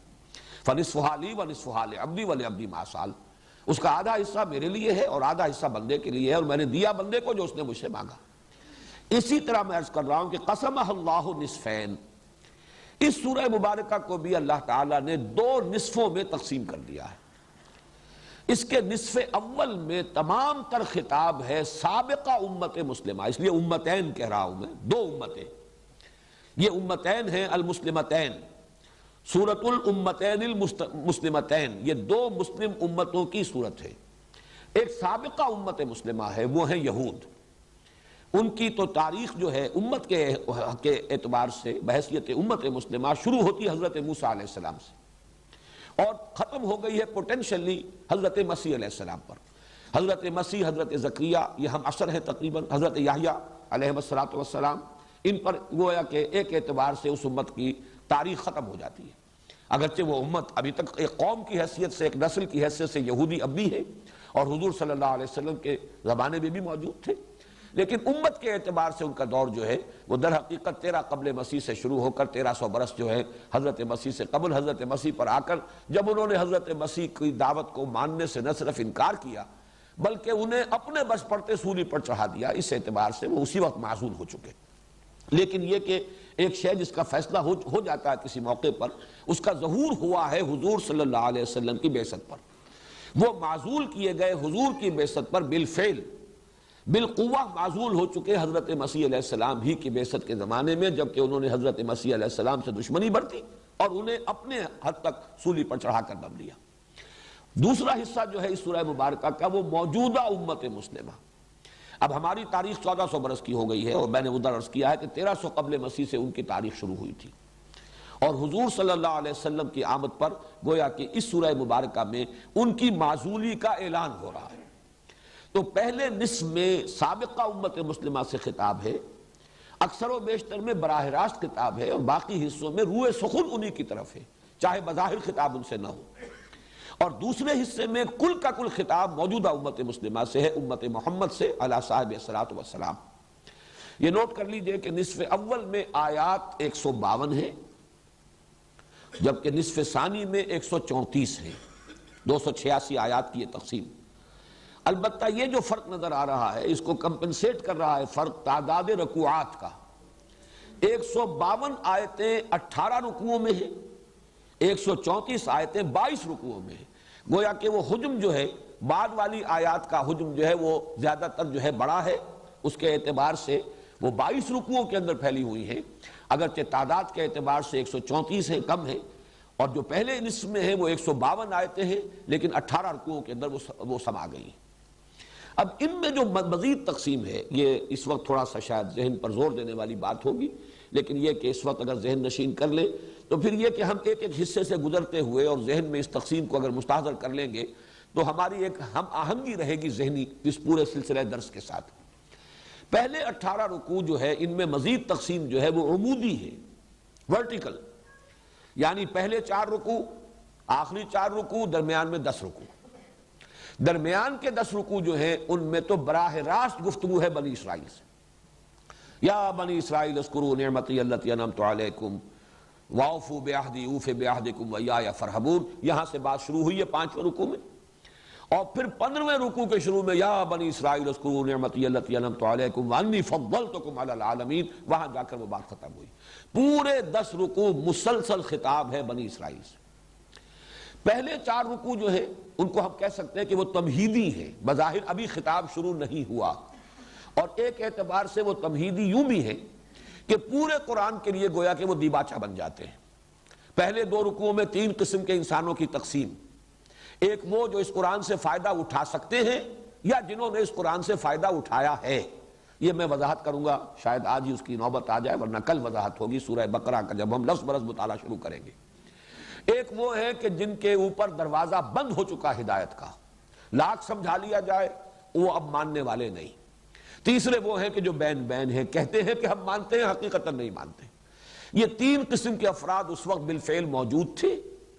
ان تینوں میں سے بھی تیسری صورت ہے در حقیقت کہ جو اہل کتاب کی تھی، یہود کی تھی، یہود مدینہ کی، لہذا سب سے زیادہ تفسیر اس تیسری شق کی ہوئی ہے، اس لیے کہ روح سخن تو انہی کی طرف ہے سارا، اگرچہ یہ کہ جو دوسری شق ہے ان کے اندر بھی ان کا جز شامل ہے، لیکن زیادہ تر تیسرا جو حصہ ہے وہ در حقیقت ان سے متعلق ہے، ان میں روح سخن ان کی جانب ہے۔ لیکن ایک اعتبار سے یہ ابدی اہمیت کے حامل ہے کہ گویا کہ ان میں بیان کیا جا رہا ہے کہ کون لوگ ہیں جو قرآن کی ہدایت سے مستفید ہو سکیں گے، کون وہ ہیں کہ جن کے لیے اس کا دروازہ بند ہے، کون وہ ہیں کہ جو بین بین ہیں، کچھ استفادہ کرتے بھی ہیں، تھوڑا بہت راستہ چل بھی لیتے ہیں، لیکن یہ ہے کہ پھر وہ ٹھٹک کر کھڑے ہو جاتے ہیں، ہمت جواب دے جاتی ہے۔ ہمیشہ یہ 3 قسم کے لوگ دنیا میں رہے ہیں کسی بھی دعوت کے رد عمل پر۔ ایک وہ لوگ جنہوں نے اس دعوت کو قبول کیا اور ہر چبادہ بعد پورے طور سے اس کے رنگ میں اپنے آپ کو رنگ لیا اور اس کے لیے اپنے آپ کو وقف کر دیا۔ ایک وہ جو اڑ گئے، کفر، عناد، دشمنی، ہٹ دھرمی، تعصب، اس کی وجہ سے رک گئے کہ کوئی دلیل، کوئی استشہاد، کوئی استدلال ان کے لیے مفید نہیں ہوا۔ ایک وہ کہ جو کچھ کسی درجے میں مان کر، لیکن یہ کہ پورے طور سے ماننا، ٹوٹل آئیڈنٹیفیکیشن اپنے آپ کی اس کے ساتھ کر لینا، یہ ان کے بس کا روگ نہیں ہوتا۔ یہ 3 قسم کے لوگ ہمیشہ تھے، ہمیشہ رہیں گے۔ اس اعتبار سے وہ گویا کہ یونیورسل ٹروتھ کے درجے میں ہے، لیکن چونکہ انہی کے پردے میں روح سخن ہے یہود کی طرف، اس اعتبار سے وہ نصف اول کے مضامین میں شامل ہے۔ بقیہ 2 رکوعوں میں جو دین کی بنیادی تعلیم ہے، اس کو نوٹ کیجئے، چونکہ جو 2/3 حصہ قرآن مجید کا تھا وہ تو نازل ہو چکا ہے سورہ بقرہ سے قبل، سورہ بقرہ تو ہجرت کے بعد نازل ہو رہی ہے، اور اس کو قرآن مجید میں بالکل شروع میں رکھا گیا ہے۔ جو دین کی بنیادی تعلیمات ہیں، جو عقائد ہیں، جو فلسفہ ہے، جو حکمت دین ہے، وہ تو پورا کا پورا آ چکا ہے مکی صورتوں میں۔ تو ضرورت پیش آئی اور یا حکمت خداوندی کا یہ تقاضا ہوا کہ اس کا خلاصہ اس سورہ بقرہ کے آغاز میں رکھ دیا جائے، تاکہ ایک عام قاری جب اسے پڑھ رہا ہو تو اس کے سامنے وہ مکی قرآن کے مضامین کا خلاصہ آ جائے، پھر وہ آگے بڑھے۔ تو 4 رکوع جو ابتدائی ہیں وہ اس اعتبار سے تمہیدی ہیں۔ 4 رکوع جو بعد کے ہیں، یعنی 4 کے بعد 10 رکوع میں براہ راست خطاب ہوگا بنی اسرائیل سے، آخری 4 رکوعوں میں یہ ٹرانزیشن ہے کہ اب ابراہیم کی ایک نسل میں یہ امت مسلمہ اور اللہ تعالیٰ نے یہ مقام ان کو عطا کیا ہوا تھا، منصب دیا ہوا تھا یہود کو، اب وہ منصب سلب کر کے حضرت ابراہیم ہی کی نسل کی دوسری شاخ حضرت اسماعیل کی نسل میں حضرت محمد صلی اللہ علیہ وسلم کی بعثت ہوئی، اور اب ان پر جو لوگ ایمان لائے تو ایک نئی امت وجود میں آئی، اب ان کو نصب کیا جا رہا ہے، یہ منصب اب ان کو عطا کیا جا رہا ہے۔ اس حوالے سے حضرت ابراہیم چونکہ وہ نقطۂ جامع ہے ان دونوں امتوں کی، جہاں پر جا کر کہ پھر جہاں پہ وہ مل جاتی ہے جو سلسلہ ان کا ہے وہ حضرت ابراہیم کی شخصیت ہے، اس اعتبار سے حضرت ابراہیم کا ذکر، تعمیر کعبہ کا ذکر، پھر کعبے کی طرف اب رخ کا پھیر دیا جانا، تحویل قبلہ، وہ گویا کہ علامت ہے اس کی کہ اب وہ سابق قبلے والے یعنی یہود جن کا قبلہ رہا یروشلم بیت المقدس، اب وہ معزول کر دیے گئے، اب اس کعبے کے گرد ایک نئی امت محمد وجود میں آ گئی اور اس کا نصب عمل میں آ چکا، وہ اب اس منصب پر فائز کر دیے گئے۔ یہ ہے 18 رکوع جو پہلے ہیں نصف اول کے، 4 تمہیدی، 10 میں خطاب بنی اسرائیل سے براہ راست، اور پھر 4 کے اندر وہ تحویل جو ہے کہ ایک کی معزولی کا اعلان اور دوسرے کے اس منصب پر فائز کرنے کا اعلان۔ اس کے بعد جو بقیہ ہے 22 رکوع، اب خطاب شروع ہوا براہ راست امت مسلمہ سے، گویا کہ تحویل قبلہ ایک طرح کی کورونیشن تھی، تاج پوشی تھی، امت مسلمہ امت محمد صلی اللہ علیہ وسلم اب اس مقام پر فائز کر دی گئی، اس کی تاج پوشی ہو گئی۔ اب ان سے خطاب ہے، اس خطاب کے بارے میں وہ تشبیہ عرض کر رہا تھا کہ وہاں غور کیجئے تو مضامین جو ہیں بظاہر، یہ لفظ مناسب نہیں ہے قرآن کے لیے، لیکن بظاہر کٹے پھٹے سے نظر آتے ہیں، یا یوں کہیے کہ بظاہر مضامین گڑبڑ نظر آتے ہیں۔ ابھی نماز کا ذکر ہو رہا تھا، ابھی کہیں جہاد کا ذکر شروع ہو گیا، ابھی کہیں کوئی اور بات آ گئی، تو بیچ میں کوئی تسلسل نہیں ہے۔ اس کے لیے میرے سامنے تمثیل آئی تھی، تشبیہ آئی تھی اللہ تعالیٰ کی طرف سے، وہ بڑی خوبصورت تمثیل ہے کہ آپ ایک ایسی رسی کا تصور کریں جو 4 لڑیوں سے بٹی گئی ہو۔ اب جب بٹ دیا جاتا ہے، فرض کیجئے کہ اس کے رنگ جدا جدا ہیں، ایک سفید ہے، ایک سرخ ہے، ایک نیلی ہے، ایک فرض کیجئے سبز ہے یا پیلی ہے۔ جب ان کو بٹ دیا جائے گا تو کوئی رنگ بھی مسلسل نظر نہیں آئے گا، کٹے پھٹے نظر آئیں گے۔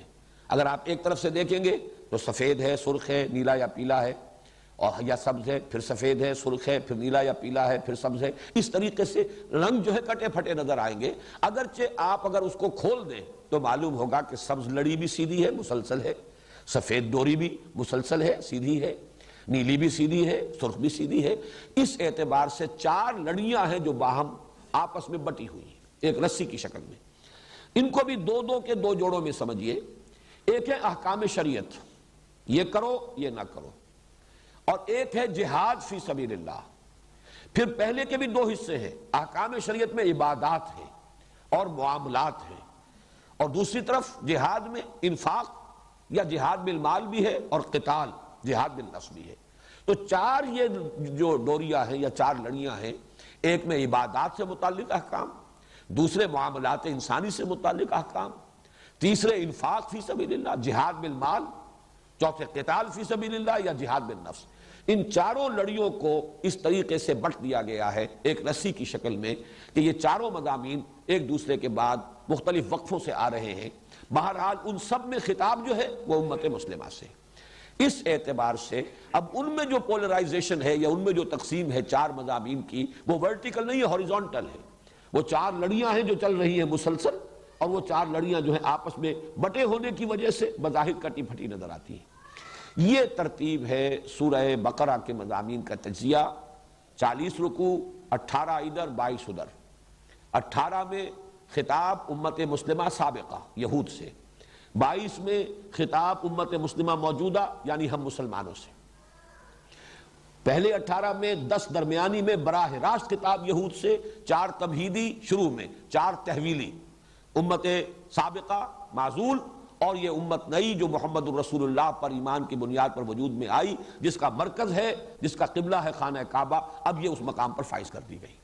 بقیہ میں 22 رکوعوں میں 4 مضامین کی لڑیاں ہیں جو بٹی ہوئی ہیں، احکام عبادات سے متعلق، معاملات سے متعلق، اور جہاد بالمال اور جہاد بالنفس یا قتال فی سبیل اللہ۔ اب اس کے بعد آئیے ہم سورہ بقرہ کا آغاز کرتے ہیں، اور اس میں سب سے پہلے آ رہے ہیں حروف مقطعات الف لام میم. آج اگر اسی کے بارے میں ہم چند باتیں نوٹ کر لیں تو میں سمجھتا ہوں کہ آج کا حق ادا ہو جائے گا. اس سے آگے پھر انشاءاللہ کل چلیں گے. حروف مقطعات کے بارے میں چند باتیں تو وہ ہیں کہ جو بالکل قطعی ہیں، متفق علیہ، وہ پہلے نوٹ کر لیجئے. مقطعات انہیں کیوں کہا جاتا ہے؟ قطع کاٹا، قطع ٹکڑے ٹکڑے کر دیا. یہ قطع سے باب تفعیل ہے، تقطیع، قطع یقطع تقطیع، ٹکڑے ٹکڑے کر دینا. اس لیے کہا جاتا ہے کہ انہیں علیحدہ علیحدہ پڑھا جاتا ہے. لکھے ہوئے ہیں الف لام میم جڑے ہوئے، لیکن علم نہیں پڑھ سکتے اس کو. الف لام میم، ہے اور میم جڑے ہوئے لکھے ہوئے ملیں گے آپ کو قرآن میں، لیکن ہا میم علیحدہ علیحدہ پڑھے جائیں گے. یاسین، یاسین، طٰہٰ، الف لام را، کاف ہا یا عین صاد، علیحدہ علیحدہ. تو چونکہ انہیں علیحدہ علیحدہ پروناؤنس کیا جاتا ہے اس لیے ان کو حروف مقطعات کہا جاتا ہے. ان کے بارے میں جو متفق علیہ باتیں ہیں، ان کا حتمی یقینی مفہوم و معنی کسی کو معلوم نہیں سوائے اللہ اور اس کے رسول صلی اللہ علیہ وسلم. قال و اقول بہت ہے، لوگوں نے رائے دی ہیں، اپنا اپنا ذوق ہے، اپنے مزاج کی مناسبت سے باتیں کہی ہیں، لیکن اس پر تقریباً اتفاق ہے کہ ان کا یقینی حتمی مفہوم کسی کو معلوم نہیں. یہ ایک راز ہے اللہ اور اس کے رسول کے مابین.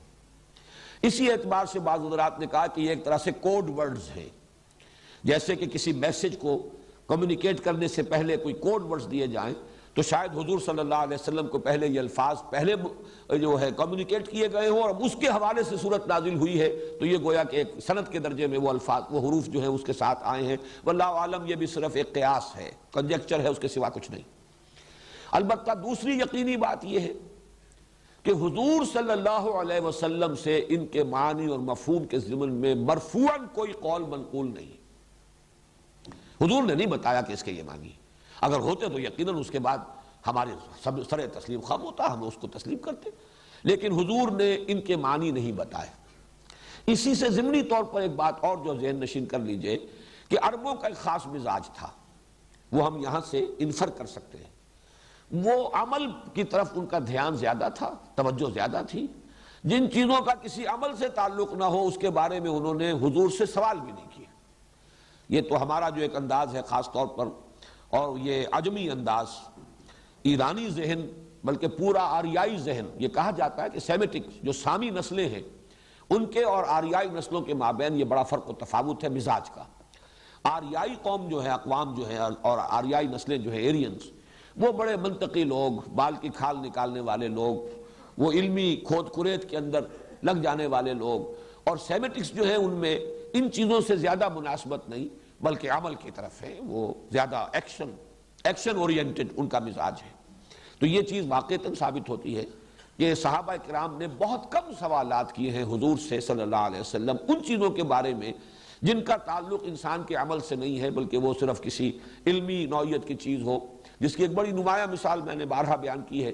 اس حدیث میں سامنے آتی ہے جو حضرت علی سے مروی ہے، حضرت ترمذی کی روایت ہے. فرماتے ہیں کہ حضور نے ایک دفعہ ارشاد فرمایا، انہا ستکون فتنۃ، ان قریب ایک بہت بڑا فتنہ رونما ہوگا. اب حضور نے تو یہ خبر دے دی. حضرت علی فرماتے ہیں کہ میں نے سوال کیا، مل مخرج منہا یا رسول اللہ، اے اللہ کے رسول اس سے نکلنے کا راستہ کون سا ہوگا؟ اب یہی وہ فرق نمایاں ہو جاتا ہے. میں یہ کہا کرتا ہوں کہ اگر ہم ہوتے تو ہم پوچھتے وہ کب ہوگا، کیوں ہوگا، کدھر سے آئے گا، کیسے آئے گا، کس صورت میں آئے گا. کچھ نہیں. یہ سارے سوالات جو ہیں یہ علمی نوعیت کے، معلوماتی نوعیت کے، کب، کیوں، کیسے، کدھر سے، یہ سارے کچھ نہیں پوچھا. حضرت علی نے پوچھا وہ چیز جس کا تعلق عمل سے ہے، اس سے نجات کی راہ کون سی ہوگی. بس آپ نے فرمایا فتنہ ہوگا، ہمارے لیے کافی ہے. اب عملی اہمیت جو ہے وہ اس سوال کی، بل مخرج منہا یا رسول اللہ، اللہ کے رسول یہ بتائیے اس سے نکلنے کا راستہ کون سا ہوگا. تو اس کے جواب میں جو حضور نے پھر ارشادات فرمائے ہیں وہ مدح قرآن اور قرآن مجید کی تعریف، اس کے اعتبار سے واقعہ یہ ہے کہ بہت بڑا خزانہ ہے. وہ یوں فصاحت کا، بلاغت کا، ادبیت کا، اور پھر حکمت کا، علم کا، معرفت کا بہت بڑا خزانہ ہے. بہرحال یہاں صرف یہ نقطہ بیان کرنا تھا کہ اس سے معلوم ہوتا ہے کہ صحابہ نے بھی پوچھا نہیں ان کے بارے میں کہ یہ الفاظ کیا ہے. البتہ چوتھی چیز جو اسی سے متعلق پھر نتیجہ نکلا وہ یہ ہے کہ یقیناً یہ کوئی معروف اسلوب تھا عرب کا، ورنہ کوئی نہ کوئی سوال تو کرتے. صحابہ سوال نہ کرتے, چلیے تعظیماً نہ کرتے, یا یہ کہ چونکہ عمل سے متعلق ہے نہیں ہے لہذا نہ کرتے. لیکن یہ کہ لوگ تو اعتراض کرتے کہ یہ کیا الف لام میم, یہ کیا حامیم کاف ہا یا عین صاد, کیا معنی اس کے؟ یہ تو بے معنی سی باتیں ہیں, اس کے تو کوئی مفہوم سمجھ میں نہیں آیا. جبکہ قرآن کہتا ہے کتاب مبین, دعویٰ کرتا ہے کہ میں تو بالکل روشن کتاب ہوں, واضح کتاب ہوں, اس کے مضامین بالکل صاف ہیں, بالکل نمایاں ہیں. وَلَقَدْ يَسَّرْنَا الْقُرْآنَ لِلذِّكْرِ فَهَلْ مِن مُدَّكِرٍ. تو یہ کیا چیزتا ہے الف لام میم حامیم کاف ہا یا عین صاد, کیا معنی اس کے؟ لیکن یہ بھی ثابت ہے کسی نے اعتراض نہیں کیا. اس کا مطلب یہ ہے کہ یہ ان کے ہاں معروف اسلوب تھا. ان کے ہاں خطیب شاید خطبہ دیتے ہوئے پہلے اس طرح کے حروف کوئی بول کر, کوئی مناسبت بھی ہو سکتی ہے, وہ میں عرض کروں گا اس کے بارے میں کیا کیا مناسبتیں لوگوں نے اپنے جو بھی ذہن کی جو رسائی ہے اور جو بھی جولانی ہے فکر کی اس کے اعتبار سے بیان کیے ہیں. تو ہو سکتا ہے کہ اس زمانے میں یہ ایک معروف اسلوب ہو, اور اسی وجہ سے مشرکین نے, کفار نے, معاندین نے, دشمنوں نے کوئی اعتراض نہیں کیا. حالانکہ جیسے کہ تیسرے رکوع میں چل کر آ جائے گا, بعض اعتراضات انہوں نے کیے کہ یہ کیا ہے قرآن مجید میں مچھر کی تشبیہ دی جا رہی ہے, مچھر تو بڑی حقیر شے ہے, کہیں مکڑی کی تشبیہ دے دی گئی ہے. اس کا جواب دیا گیا کہ تشبیہ کا حسن تو اس میں ہوتا ہے کہ جس چیز کے لیے تشبیہ ہے اس کے ساتھ مناسبت ہے کہ نہیں ہے, نہ یہ کہ کوئی شے حقیر ہے. کسی حقیر شے کی تشبیہ دینی ہے تو حقیر شے سے دی جائے گی تاکہ اس کا جو حقیر ہونا ہے وہ پوری طریقے سے مبرہن ہو جائے. یہ جواب دیا گیا. لیکن یہ کہ اعتراض کیا گیا نا. لیکن یہاں یہ ہے کہ ان حروف مقطعات کے استعمال پر اور ان کے قرآن مجید میں یعنی وحی میں شامل کیے جانے پر کوئی اعتراض بھی منقول نہیں ہے. یہ چار چیزیں تو ہیں متفق علیہ. باقی جو چیزیں ہیں کہ کیا کیا اس کے معانی اور مفاہیم کے بارے میں آراء ظاہر کی گئی ہیں, میں ان کو آپ کے سامنے رکھنے سے پہلے ذرا کچھ سٹیٹسٹکس ہیں, اعداد و شمار, یہ ذرا دلچسپ ہے. یہ تو میں نہیں کہتا کہ ان کے معانی اور مفاہیم پر ان سے کوئی روشنی پڑتی ہے, لیکن یہ ہے کہ یہ اگر سامنے ہو تو ہو سکتا ہے کہ یہ بھی ان چیزوں میں سے ہوں حروف مقطعات جن کے حقائق شاید آئندہ چل کر روشن ہو جائیں. جیسے کہ وہ آیت مبارکہ میں نے تعارف قرآن کے ضمن میں بار بار پڑھی تھی, سنریہم آیاتنا فی الآفاق وفی انفسہم حتی یتبین لہم انہ الحق. ہم اس اپنی نشانیاں واضح کریں گے, کھولتے رہیں گے اور دکھاتے رہیں گے ان کو آفاق میں بھی انفس میں بھی, یہاں تک کہ یہ بات واضح ہو جائے گی, ان پر مبرہن ہو جائے گی کہ یہ قرآن حق ہے. تو ہو سکتا ہے کہ ان حروف کے حوالے سے بھی کوئی حقیقت بعد میں ایسی سامنے آ جائے جس سے قرآن مجید کی حقانیت جو ہے اور مبرہن ہو جائے. اس کا امکان موجود ہے. لیکن یہ امکان اگر ہے تو اسی شکل میں کہ اس کے کچھ اعداد و شمار جو ہے, کچھ ڈیٹا جو ہے وہ سامنے رہے تاکہ غور کرنے والے غور کرتے رہے. اور اس حوالے سے بھی ایک بات کہی گئی ہے ماضی قریب میں, اس کا بھی میں تذکرہ بعد میں کروں گا. تو یہ سٹیٹسٹکس جو ہے وہ ذرا نوٹ کر لیجئے, اور اس میں عربی زبان کی فقہ اللغہ کے اعتبار سے بھی بعض مضامین اہم ہیں. دیکھیے یہ حروف مقطعات جو ہے ظاہر بات ہے حروف ہجا ہیں, وہ جو تختی ہے حروف ہجا کی, الف با تا سا جیم ہا خا دال, وہ یا تک جائے گی, یہ تختی ہے. عربی زبان کے جو حروف ہجا ہیں ان کے بارے میں ایک اختلاف ہے کہ تعداد 28 ہے یا 29 ہے. یہ دونوں جو ہیں عدد مانے جاتے ہیں. کس اعتبار سے؟ الف تو ایک حرف ہے, شروع کا پہلا حرف ہے. حمزہ کو بھی اگر حرف علیحدہ گنا جائے تو یہ 29 بن جائیں گے, اور حمزہ کو شمار نہ کیا جائے تو یہ 28 رہ جائیں گے. حمزہ اصل میں ہے کیا؟ الف پر ہی اگر زبر لگ جائے آ تو اب یہ حمزہ ہو گیا, یہ الف نہیں ہے. زیر لگ جائے ای, یہ بھی حمزہ ہوگا, یہ بھی الف نہیں ہے. پیش لگ جائے او تو یہ بھی حمزہ ہے, الف نہیں ہے. جزم ہو جیسے بے با, با یعنی با کے بعد الف ہے لیکن جزم لگ گیا با, تو یہ بھی حمزہ ہے. تو الف اور حمزہ میں فرق یہ ہے کہ الف تو نام ہے صرف اس کا کہ اگر کوئی حرف اس سے پہلے مفتوح ہے, اس پر زبر آ رہا ہے تو الف لگ جائے گا تو وہ 2 زبر ہو جائیں گے بس, اللہ اللہ خیر صلی اللہ. اسی معنی میں واو کا استعمال بھی ہے. واو سے پہلے جو حرف ہے اس پر پیش ہے تو واو اس پیش کو کھینچ دیتا ہے. بے پر پیش ہو, با پر پیش بو, اور اس کے ساتھ واو تو بو, وہی پیش جو ہے گویا کہ 2 پیش بن گئے اور وہ ذرا کھچ گیا. یہ کا عمل بھی یہی ہے. یہ حروف 3 حروف علت کہلاتے ہیں, الف اور واو اور یا. یا کا بھی معاملہ یہی ہے. یا سے پہلے اگر زیر ہے حرف پر تو یہ یا صرف یہ کرے گی کہ اس زیر کو کھینچ دے گی. بے زیر یہ بی, وہ گویا کہ اگر صرف زیر ہوتا تو بے اور یہ ساتھ لگ گیا تو بی. اس معنی میں الف بھی در حقیقت اپنے حرف ما قبل پر اگر زبر ہو تو اسے تھوڑا سا کھینچ کر اور ایک زبر کا اور اضافی فائدہ ہو جاتا ہے. لیکن یا اور واو میں یہ ہے کہ اس پر جزم بھی آئے گا اس پر زبر بھی آئے گا، زیر بھی آئے گا، پیش بھی آئے گا، پھر بھی اسے وا کہیں گے۔ الف پر جزم آ جائے، زبر آ جائے، زیر آ جائے، پیش آ جائے تو اس کو الف نہیں کہتے، ہم حمزہ کہتے ہیں۔ تو یہ ذرا فرق ذہن میں رکھیے، الف ورسس حمزہ، یہ جو حروف ہجا ہیں عربی کے، اس کے اعتبار سے اس کو سمجھ، اسی لیے حمزۃ الوصل کہتے ہیں، جہاں پر الف لگا ہوتا ہے، یا الف لام جو ہے، اب اس کا بھی ہم کہتے ہیں یہ لام تعریف، اور اس کے اندر وہ حمزہ جو ہے اس کو شمار ہی نہیں کرتے، الف کو شمار ہی نہیں کرتے، اس لیے کہ وہ حمزہ وصل ہے، لیکن اس کو حمزہ کہتے ہیں، الف نہیں کہتے۔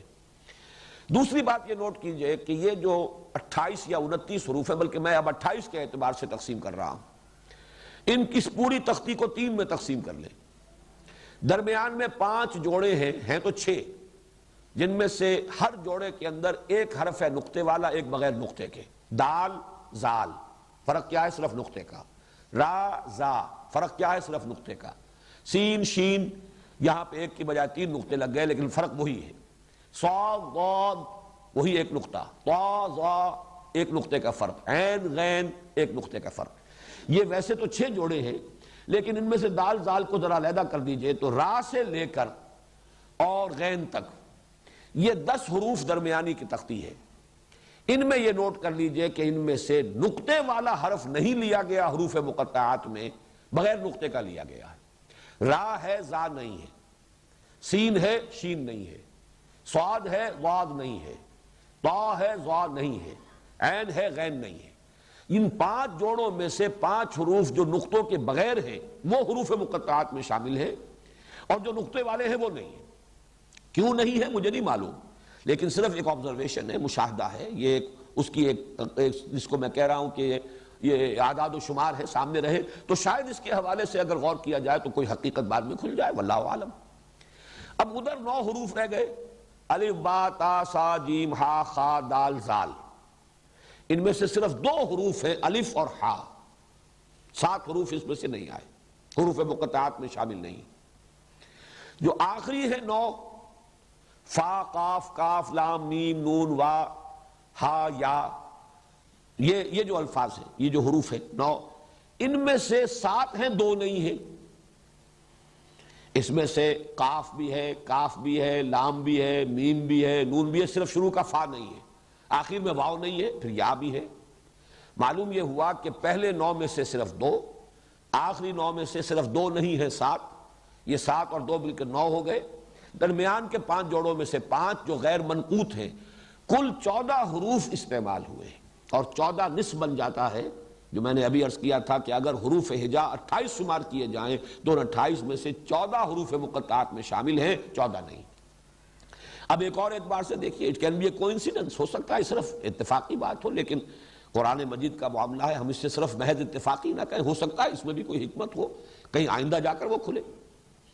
29 صورتیں ہیں 114 میں سے جن میں یہ حروف مقطعات آئے ہیں، اور حروف ہجا کے بارے میں بھی یہ ہے کہ یا 29 یا 28۔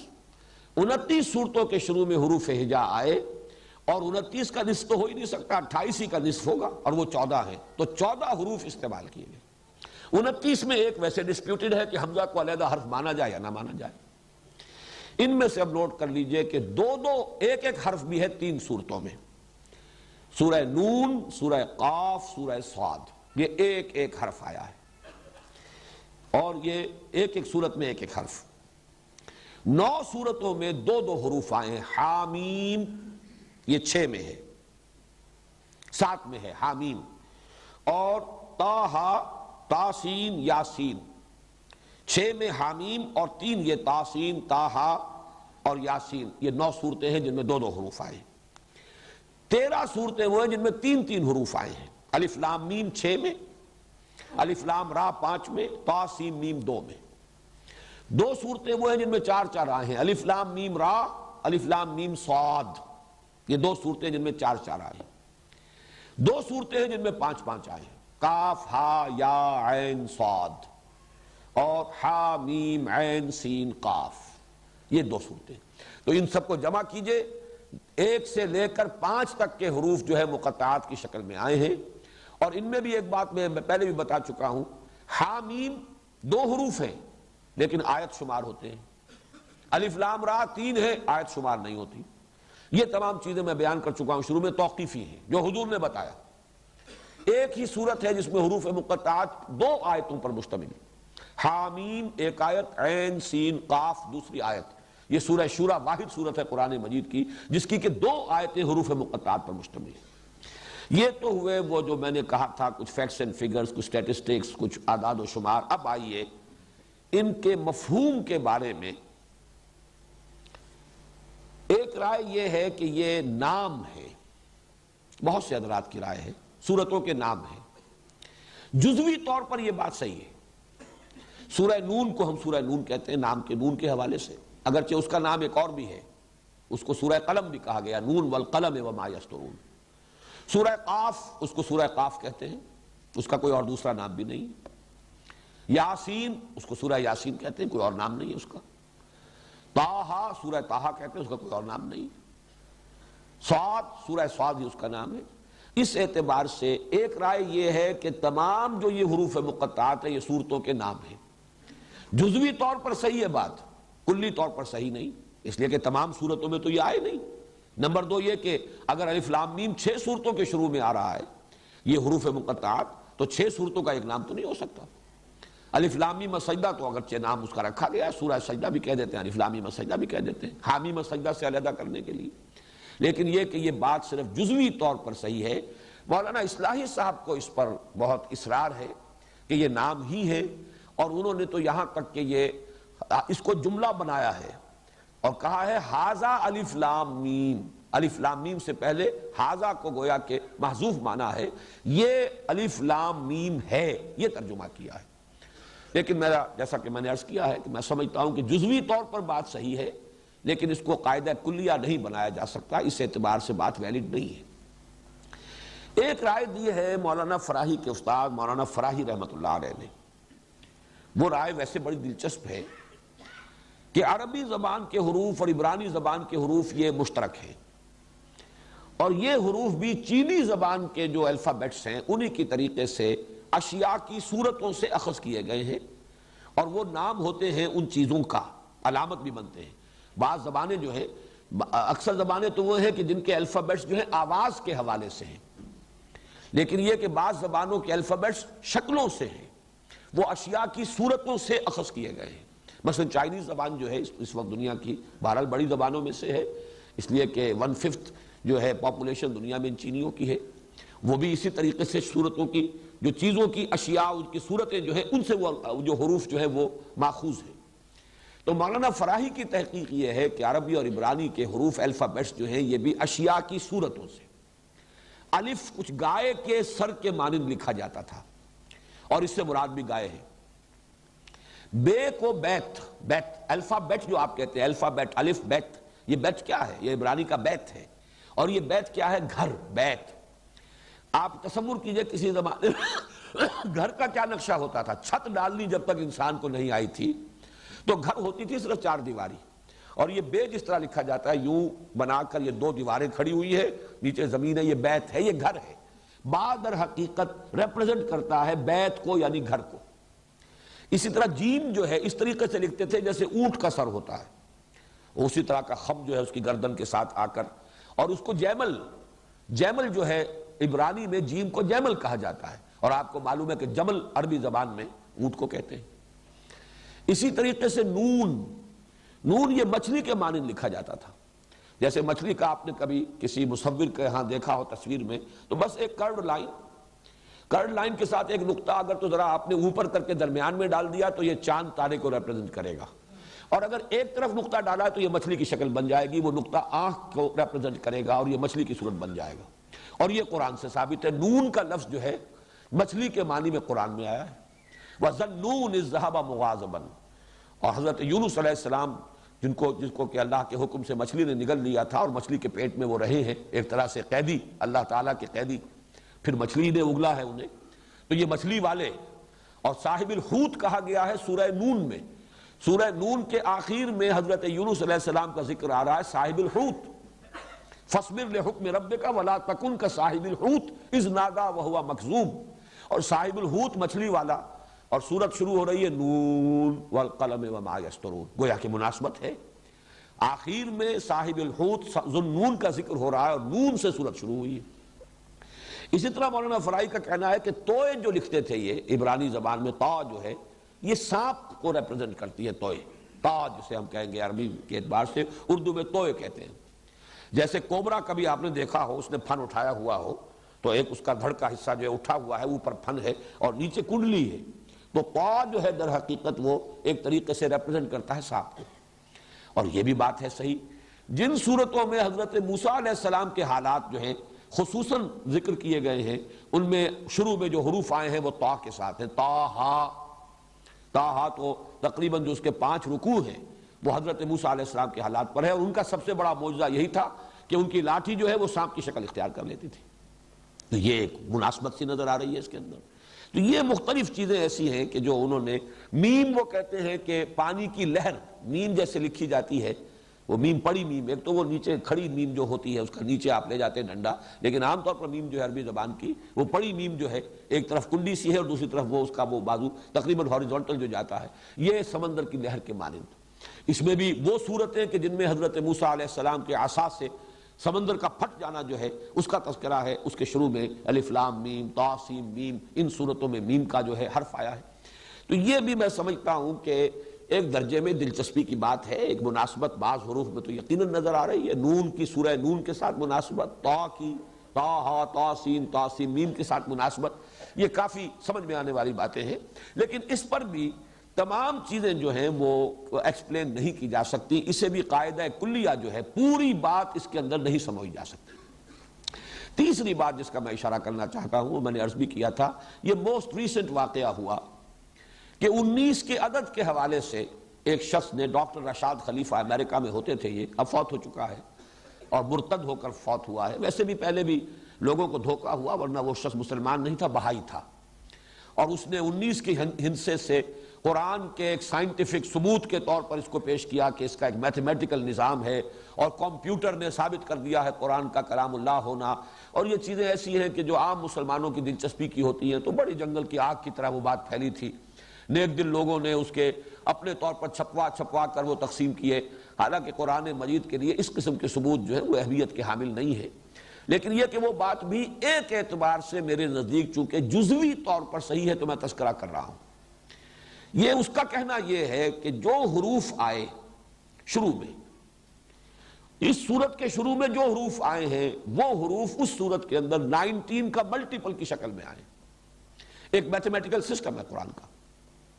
اس کی بدبختی یہ ہوئی کہ یہ اصول اس نے ایسا قطعی قرار دے دیا کہ جہاں یہ فٹ نہیں بیٹھا اس نے کہا یہ قرآن کی صورت ہی در حقیقت غلط ہے، اس کی یہ 2 آیتیں، تو جہاں بھی یہ چیز اس کا نظام میتھمیٹیکل نظام ہے وہ فٹ نہیں بیٹھا، اس نے اس کو کہا کہ یہ قرآن مجید میں بعد میں اضافہ ہوا ہے یا یہ محفوظ نہیں ہے، قرآن کی غیر محفوظیت کی بات کر کے اس نے، اور پھر اس بدبخت نے نبوت کا دعویٰ بھی کیا اور پھر وہ قتل کیا گیا، کسی شخص نے اسے قتل کر دیا۔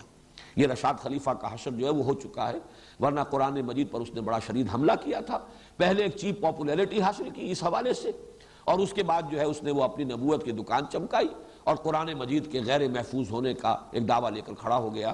بہرحال وہ تو اس دنیا کے اعتبار سے تو کیفر کردار کو پہنچ چکا ہے، آخرت میں اللہ تعالیٰ جو بھی اس کے ساتھ معاملہ کرے، لیکن یہ نوٹ کر لیجئے کہ یہ بات بھی میں نے محسوس کیا تھا کہ جزوی طور پر صحیح ہے، خاص طور پر سورہ قاف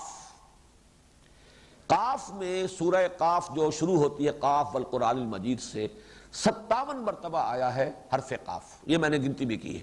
اصل میں بڑی صورتوں کا تو بڑا مشکل ہے، آدمی اسی کام کے لیے بیٹھ جائے وہ حروف کی گنتی کرے، لیکن یہ کہ بہت سے حضرات نے یہ کام کیا، تنقیدیں بھی کی، ثابت بھی کیا کہ اس نے جھوٹ بھی بولا ہے، غلط اعداد و شمار بھی دیے ہیں، لیکن یہ سورہ قاف میں مجھے ایک کافی اس کی بات جو ہے وزنی نظر آئی کہ 57 مرتبہ آیا ہے، اور ایک جگہ پر قوم لوط کی بجائے اخوان و لوط آیا ہے۔ پورے قرآن میں حضرت لوط علیہ السلام کا جہاں ذکر ہوا ہے کہیں اخوان و لوط نہیں آیا، قوم لوط آیا ہے۔ سورہ قاف میں قوم اگر آ جاتا لوط کے ساتھ بھی تو یہ حرف جو ہے قاف سورہ قاف کے اندر 58 مرتبہ ہو جاتا اور وہ ملٹیپل نہ رہتا 19 کا۔ اس اعتبار سے بعض جگہوں پر یہ بات بھی ایک جزوی حقیقت ہو سکتی ہے۔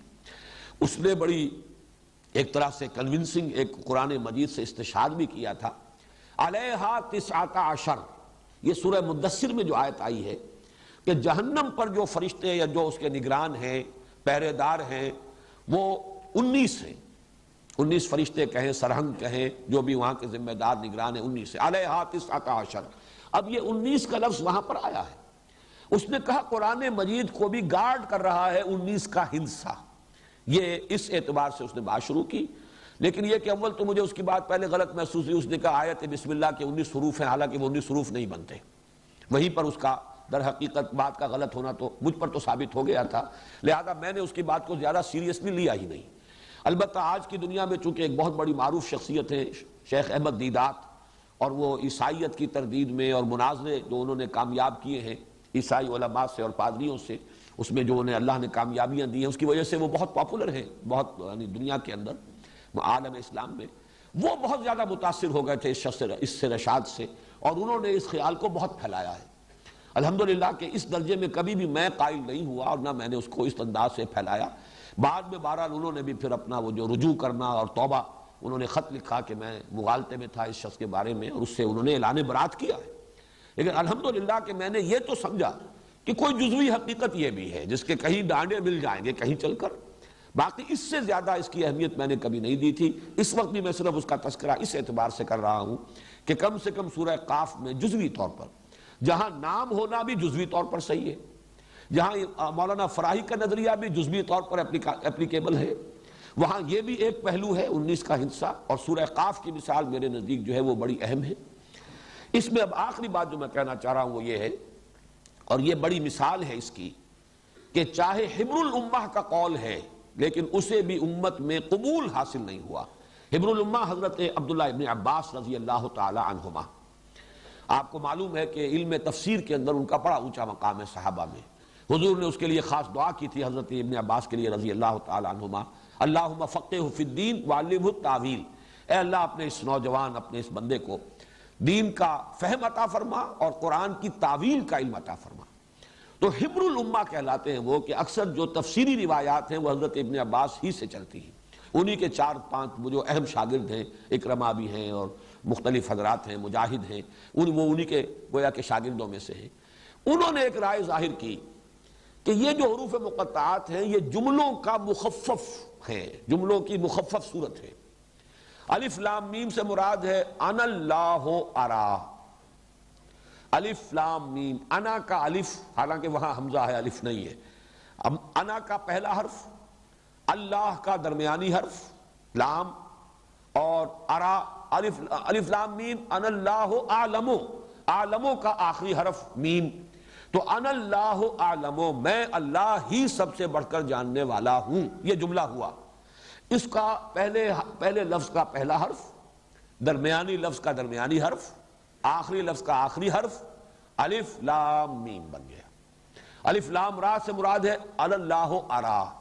اب یہ بھی ان کا اپنا ایک خیال ہے، تو میں اس کو اس لیے دلیل کے طور پر لا رہا ہوں کہ ہمارے مفسرین نے اسے قبول نہیں کیا۔ اگر یہ ہوتا کہ حضور نے فرمایا ہوتا تو سر تسلیم خم، گردنیں گرانی ہے، بات ماننی ہے، لیکن یہ کہ ذاتی خیال، چونکہ یہ مرفوع قول نہیں ہے، حضرت عبداللہ ابن عباس رضی اللہ تعالی عنہما کا ذاتی خیال ہے، لہذا اسے مفسرین نے صرف ذکر کر دیا ہے علمی ایک دلچسپی کے انداز میں۔ باقی یہ کہ اس قول کو بھی، خواہ وہ حبر الامہ کا قول ہے، اسے بھی قبول حاصل نہیں ہوا امت میں۔